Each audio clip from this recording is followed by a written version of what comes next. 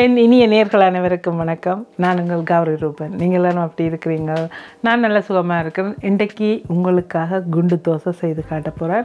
ஒரு சில நேர்கள் என்னை விரும்பி கேட்டிருந்தார்கள். ஃபேஸ்புக்கிலையும் டிக்டாக்லையும் நிறைய பேர் என்னை விரும்பி கேட்டிருந்தாங்க. இந்த குண்டு தோசைன்ற ரெசிப்பியும் சாம்பார்ன்ற ரெசிப்பியும் சொல்லுங்கன்னு சொல்லி, நீங்கள் காலமை சாப்பாட்டுக்கோ அல்லது இரவு சாப்பாட்டுக்கோ நீங்கள் இந்த மாதிரி செய்து சாப்பிடலாம். இப்போ நான் குண்டு தோசையை கொஞ்சம் வித்தியாசமாக செய்திருக்கிறேன். அதையும் உங்களுக்கு காட்டுறேன் எப்படி என்னன்னு சொல்லி. அடுத்தது சாம்பார். வீட்டில் இருக்கிற சாதாரண பொருட்களை கொண்டு நாங்கள் ஒரு சூப்பரான சாம்பார் செய்யலாம். இது தோசை, இட்லி, சோறு எதோட வேணுமென்றாலும் நீங்கள் சேர்த்து சாப்பிடலாம். குண்டு தோசைக்காக ஸ்பெஷலாக நான் இன்றைக்கி செய்கிறேன். ஸ்பெஷல் இந்த குண்டு தோசை சாம்பார் வடைக்கு கூட சூப்பராக இருக்கும். ஓகே, வாங்க இப்போ செய்யலாம். இதில் உளுத்தம்பருப்பு, தோல் நீக்கிலாம் உளுந்து, அதாவது உளுந்து முழுசாக இருக்கும் பாருங்க, அதை ஊற போட்டு வச்சிருக்கிறேன்.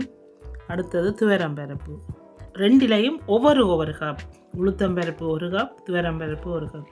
இதை நல்லா கழுவிட்டு ஒரு 6-7 மணித்தியாலம் ஊற போட்டு நான் இதை கிரைண்டரில் அரைக்க போகிறேன். நீங்கள் இதில் உளுந்து அரைப்பீங்களோ மிக்சியோ கிரைண்டரோ எதெண்டாலும் நீங்கள் எடுத்து அரைச்சி கொள்ளலாம்.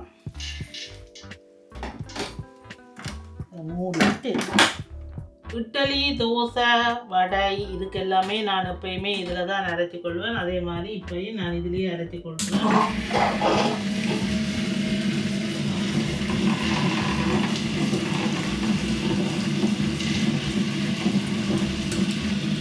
என்ன மிக்சியை விட இதில் அரைக்க நல்ல சொட்டாயும் இருக்கும். சாப்பாடு நல்ல தோசையும் சரி இட்லியும் சரி நல்லா புஷ் பொங்கி வரும். அடுத்தது இன்னொரு விஷயம், இப்போ நாங்கள் இந்த பருப்பு கழுவின தண்ணி, உளுந்தாக இருக்கட்டும் அரிசியாக இருக்கட்டும், கழுவின தண்ணியை ஊற்றக்கூடாது. ஏன்னா நாங்கள் கழுவித்தான் இதை ஊற வச்சுனாங்க. இப்போ நாங்கள் இந்த தண்ணியை விட்டு இதுக்கு அரைக்கலாம். இப்போ காணாட்டிக்கு இந்த பருப்புக்கு அரைக்கும் போது கண்டிப்பாக தண்ணி தெளிக்கணும். இப்போ நாங்கள் இந்த தண்ணியையே தெளித்து அரைக்கலாம்.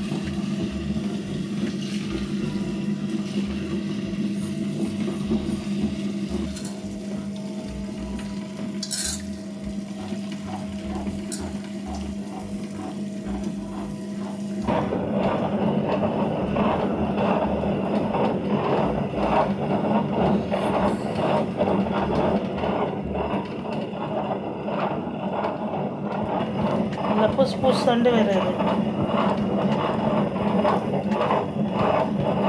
தட்டி போட்டால் சூப்பரான வடை இருக்கு.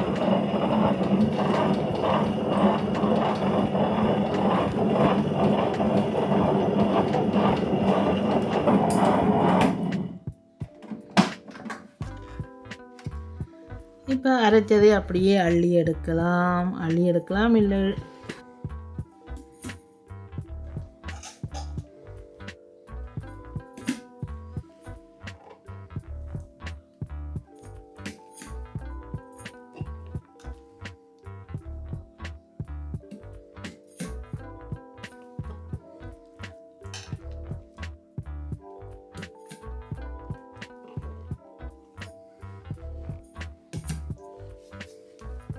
இதில் 2 அரிசி ஊற போட்டிருக்கேன் தனித்தனியாக. என்னென்னு சொன்னால் உங்களுக்கு காட்டணுமன்றதுக்காக. இது நான் இன்றைக்கு எடுத்திருக்கிறது சம்பா அரிசி, முத்து சம்பா எடுத்திருக்கிறேன். அதையும் 6லேருந்து 7 மணித்தியாலம் ஊற போட்டேன்னா அதுக்கு இல்லை 2 டீஸ்பூன் வெந்தயம். எந்த அரிசிக்கு வேணுமென்றாலும் சேர்த்துக்கொள்ளலாம். நான் இதுக்கு 1 டீஸ்பூன், அதுக்கு 1 டீஸ்பூன் வெந்தயம் போட்டிருக்கிறேன். இது முத்துச்சம்பா அரிசி, முத்துச்சம்பா புழுங்கல் அரிசி. அதில் பச்சை அரிசி இருக்கோ எனக்கு தெரியல, ஆனால் இது புழுங்கல் அரிசி. அடுத்தது இது பாஸ்மதி, இது புரோக்கன் பாஸ்மதி. நான் நார்மலாக அரைக்கிறதுக்காக வேண்டி வச்சுருப்பேன். புரோக்கன் பாஸ்மதியில் 3 கப் எடுத்திருக்கிறேன். அதே மாதிரி முத்துச்சம்பாவில் 3 கப் எடுத்திருக்கிறேன். இப்போ நான் 2 கப் பருப்புக்கு 6 கப் அரிசி சேர்த்துருக்கிறேன். எப்படி இருந்தாலும் தோசை வரும்.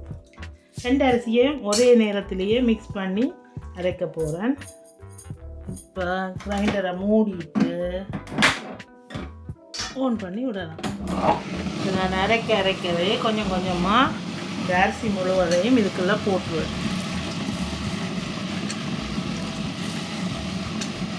இந்த வெட் கிரைண்டரில் வந்து இது என்னோட வெட் கிரைண்டர் வந்து 5 லிட்டர். இது வந்து 5 லிட்டர்.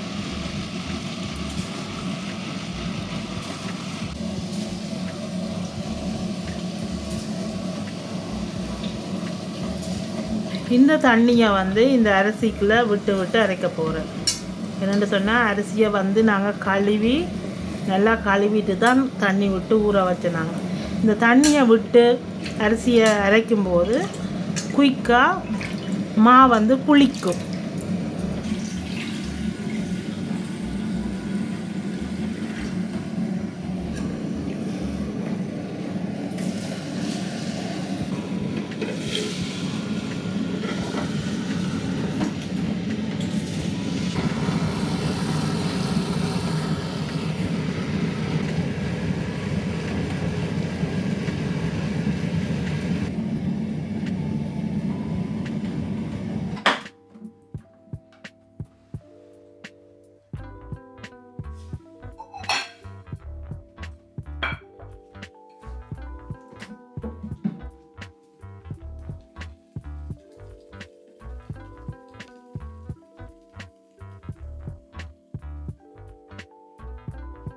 இதை நல்லா மிக்ஸ் பண்ணிவிட்டு உப்பு போட்டு தோசைக்கு புளிக்க வைக்கிற மாதிரி வைக்க போகுது.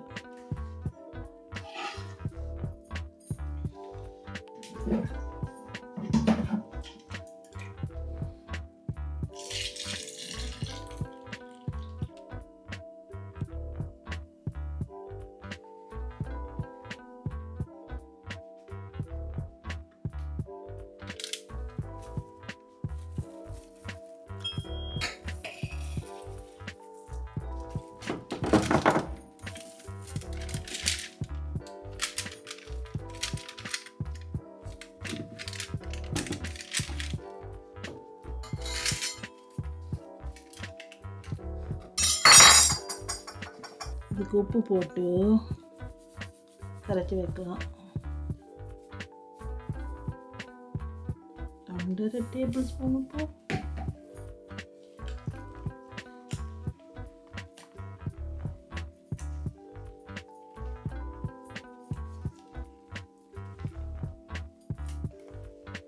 நல்லா கையை வச்சு ஒரு 5-6 நிமிஷம் நல்லா கரைக்கணும்.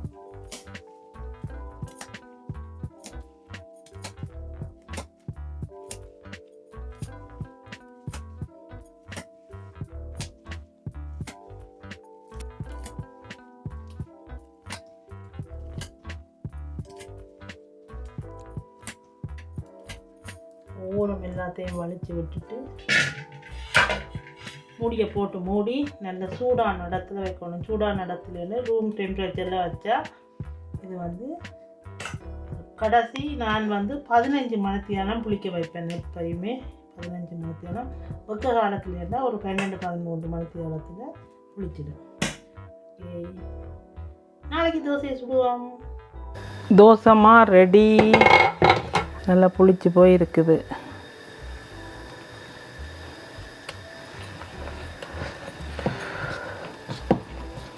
நல்லா மிக்ஸ் பண்ணிவிட்டு குண்டு தோசை செய்ய ஊற்றலாம். உங்களுக்கு விருப்பம்னு சொன்னால் நல்லெண்ணெய் சேர்க்கலாம் அல்லது நெய் சேர்க்கலாம். நான் பிள்ளைகளுக்காக இன்றைக்கு நெய் எடுத்திருக்கிறேன். முதல்ல செய்கிற தோசை வந்து பிள்ளைகளுக்கு வைக்கி நெய்யில் செய்து கொடுக்கலாம். நாங்கள் செய்யும்போது எண்ணெய் விடலாம் அல்லது வெறுமனையே குண்டு தோசையாக செய்துட்டு சாப்பிடலாம். அந்த மாவிலேருந்து கொஞ்சமாக அள்ளி எடுத்து இந்த ஒவ்வொரு குழிக்குள்ளையும்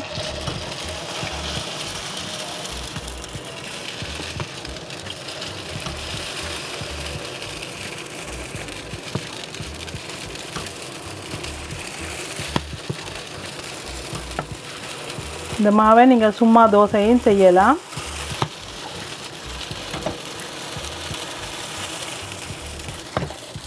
கொஞ்சம் நேரம் மூடியை போட்டு மூடி ஒரு 2 நிமிஷம் விட்டுட்டு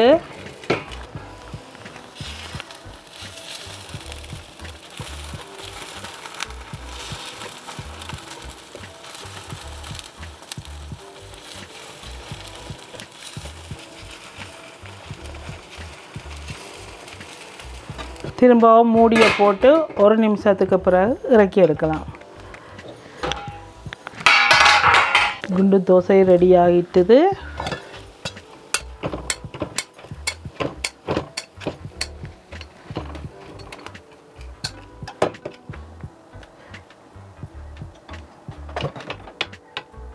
கொஞ்சம் கொஞ்சமாக நல்லா ஒவ்வொரு காலம் மாவு எடுக்க நார்மலாக தோசை சுடைக்க இட்லி செய்யக்க எப்படி செய்வீங்களோ அதே மாதிரி தான்.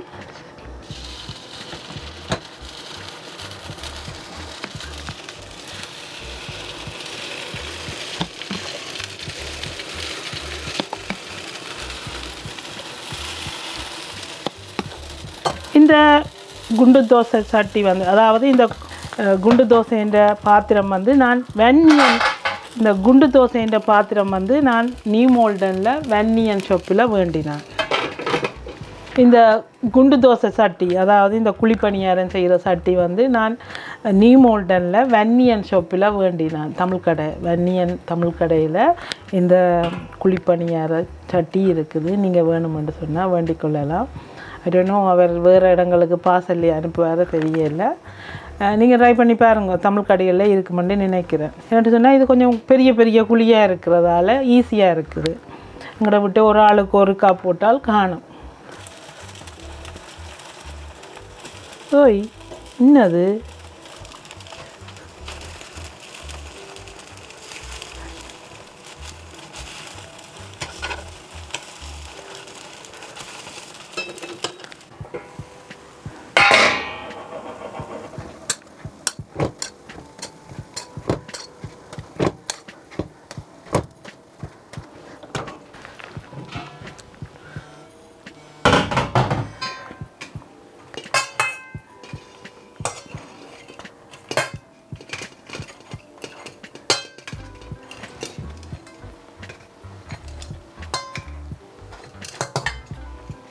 சாம்பார்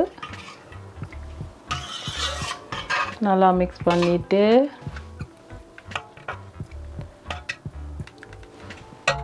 கச்சான் தக்காளி தேங்காய் போட்டு சட்னி. இன்றைக்கு நான் வந்து எங்களோட வீட்டு இரவு சாப்பாடு குண்டு தோசை, சாம்பார், கச்சான் தேங்காய் தக்காளி போட்டு ஒரு சம்பல் மீன்ஸ் சட்னியாக செய்திருக்கிறேன். இதை பாருங்கள் இந்த தோசை எப்படி இருக்குதுன்னு. துவரம்பருப்பு உளுந்து சேர்த்து இது வந்து அரிசி வந்து சம்பா அரிசி, அடுத்தது பச்சை அரிசி பாஸ்மதி புரோக்கன் பாஸ்மதியிலையும் சம்பா அரிசியிலையும் செய்திருக்கிறேன். இந்த தக்காளி சட்னி தக்காளியும் கச்சானும் போட்ட சட்னி சொல்கிறதுக்கு முன்னே வாய் உறுத்து.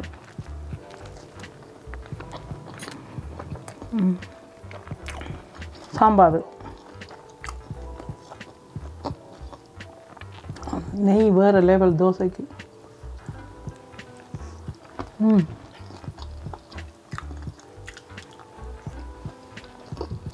கண்டிப்பாக நீங்கள் துவரம்பருப்பு உளுத்தம்பருப்பு போட்டு சம்பா அரிசி போட்டு நீங்கள் கண்டிப்பாக இந்த தோசையை ட்ரை பண்ணி பாருங்கள். ட்ரை பண்ணி பார்த்துட்டு எனக்கு சொல்லுங்கள் எப்படி இருக்குதுன்னு.